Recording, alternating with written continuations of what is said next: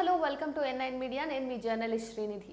పౌష్టికాహార లోపం ప్రబలమైన భారంలో భారతదేశం గణనీయమైన సవాల్ను ఎదుర్కొంటోంది. ఈ సమస్య దేశంలోని సామాజిక, ఆర్థిక, సాంస్కృతిక వ్యత్యాసాల సంక్లిష్ట మిశ్రమంతో ముడిపడి ఉంది. ఒక వ్యక్తి వయస్సుకు తగ్గ పోషకాలను తీసుకోకపోవటం దేశంలోని దరిద్రాన్ని సూచిస్తుంది.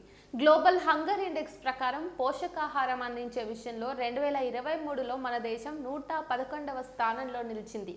ఒక వ్యక్తి ఏడాది వ్యవధిలో రోజువారీ కనీస ఆహార శక్తి అవసరాలను తీర్చడానికి తగినంత ఆహారాన్ని పొందలేకపోవడాన్ని పౌష్టికాహార లోపం అని అంతర్జాతీయ సంస్థలు నిర్వచించాయి. అధిక పోషణను కూడా పౌష్టికాహార లోపంగానే పరిగణించాలని ప్రపంచ ఆరోగ్య సంస్థ తెలపడం ఇక్కడ గమనార్హం.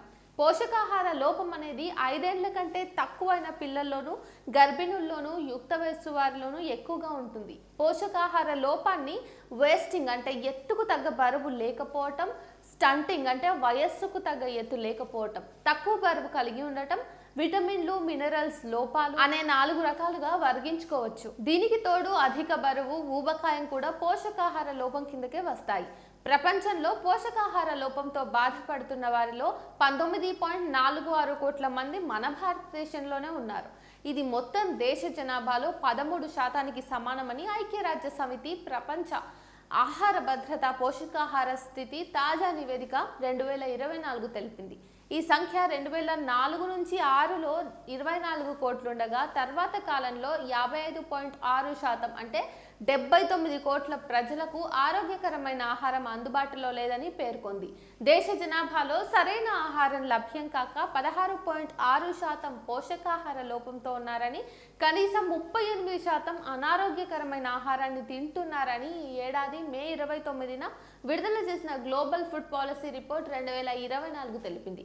పోషకాహార లోపం ఉన్న పిల్లలు తరచుగా వ్యాధులకు గురవటమే కాక మరణించే అవకాశాలు చాలా ఎక్కువ. ముఖ్యంగా పిల్లల్లో శారీరక, మానసిక అభివృద్ధి జరగక అభ్యాస సామర్థ్యాలు, విద్యా పనితీరు సరిగా జరగదు. సూక్ష్మ పోషకాలు, ఐరన్, విటమిన్ ఏ, జింక్ లేని ఆహారాన్ని తీసుకోవటం వల్ల రోగ నిరోధక శక్తి దెబ్బతిని వేగంగా అంటువ్యాధులు ప్రబలుతాయి. కుటుంబ ఆరోగ్య సంరక్షణ ఖర్చులు పెరుగుతాయి. యుక్త వయసులో పోషకాహార లోపం వల్ల ఉత్పాదకత తగ్గి దేశ జీడిపి తగ్గుతుంది. రక్తహీనత తల్లులు అనారోగ్య శిశువులకు జన్మనిచ్చి పోషకాహార లోపాల చక్రాన్ని శాశ్వతం చేస్తారు. పోషకాహార లోపం తరచుగా ఆర్థికంగా అట్టడుగు, వెనుకబడిన వర్గాలను ప్రభావితం చేస్తోంది. ఇది సామాజిక అసమానతలను పెంచుతోంది. దీనికి గల కారణాలలో అత్యంత ప్రధానమైనది పేదరికం. వీరిలో కొనుగోలు శక్తి తక్కువగా ఉండటం వలన సంతులిత ఆహారాన్ని తీసుకోలేకపోవడంతో ఈ సమస్య రోజు రోజుకు మరింత ఉత్పన్నమవుతోంది. ఒకరి సంపాదనపైనే ఎక్కువ మంది ఆధారపడి జీవిస్తారు. మలేరియా, అతిసారం వంటి అంటువ్యాధులు పోషకాహార లోపానికి కారణమవుతున్నాయి. గర్భంతో ఉన్న వారికి ఎక్కువ మోతాదులో పోషకాలు అవసరం, కానీ వారికి సరైన అవగాహన లేక పోషకాహార లోపానికి గురవుతున్నారు. కొన్ని కుటుంబాల్లో బాలురతో పోల్చితే బాలికలకు తక్కువ ఆహారాన్ని అందజేయటం ఈ లోపానికి ఒక కారణం. అనాథ పిల్లలు, వృద్ధులు ఎక్కువ శాతంలో పోషకాహార లోపానికి గురవుతున్నారు. గిరిజనులు, సామాజికంగా వెనుకబడిన వారు, మురికివాడ నివాసితులు, సంచార జాతులు తదితర వారికి తగినంత ఆర్థిక పరిపుష్టి లేక సమతుల్య ఆహారాన్ని పొందలేకపోతున్నారు. పేలవమైన పారిశుద్ధ్యం, పరిశుభ్రత పద్ధతులు వ్యాధులకు కారణమయ్యే పరాన్న జీవులకు గురి కావడాన్ని పెంచుతుంది. ఇవి శరీరంలోని పోషకాల శోషణ వినియోగాన్ని ప్రభావితం చేసి పోషకాహార లోపాన్ని పెంచుతున్నాయి. ఎగువ మధ్యతరగతి, ఎగువ తరగతి ప్రజలలో కూడా పోషకాహార లోపం ఉంటుంది. తగినంత సంపాదన ఉన్నా కూడా పాలిష్ చేసిన బియ్యం వాడటం, పిజ్జాలు, బర్గర్లు తినటం లాంటి అలవాట్లు, పని ఒత్తిడిలో వేళకు భోజనం చేయకపోవటం వలన వీరు పోషకాహార లోపానికి గురవుతున్నారు. మన దేశంలో ఆహార వైవిధ్యం లేకపోవడం, తక్కువ నాణ్యత గల ఆహారాన్ని తీసుకోవటం కూడా ఒక కారణం. మన ఆహారంలో ఐరన్, వైటమిన్స్, జింక్ వంటి ముఖ్యమైన పోషకాలు తక్కువగా ఉంటున్నాయి. అంగన్వాడీ వ్యవస్థ, Poshan Abhiyan, Ayushman Bharat, integrated child development services, ప్రధానమంత్రి మాతృవందన యోజన, పాఠశాలలో మధ్యాహ్న భోజనం, కౌమార బాలికల పథకం, గర్భిణులకు ప్రత్యేక ఆహారం అందించుట లాంటి కార్యక్రమాలను ప్రభుత్వాలు ప్రవేశపెట్టినప్పటికీ వాటి అమలులో చిత్తశుద్ధి లోపించింది.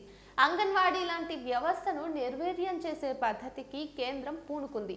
తగిన నిధుల్ని కేటాయించి ఆరోగ్య వ్యవస్థల్ని పటిష్టం చేయాల్సిన పాలకులు వాటికి బడ్జెట్లో కేటాయింపులు అంతంత మాత్రంగానే కేటాయించడం శోచనీయం. జాతీయ ఆరోగ్య విధానం 2025 నాటికి ప్రభుత్వ ఆరోగ్య వ్యయాన్ని జీడీపీలో ప్రస్తుతం ఉన్న 1.2% నుండి 2.5% పెంచాలని చేసిన సిఫార్సును అమలు చేయాలి.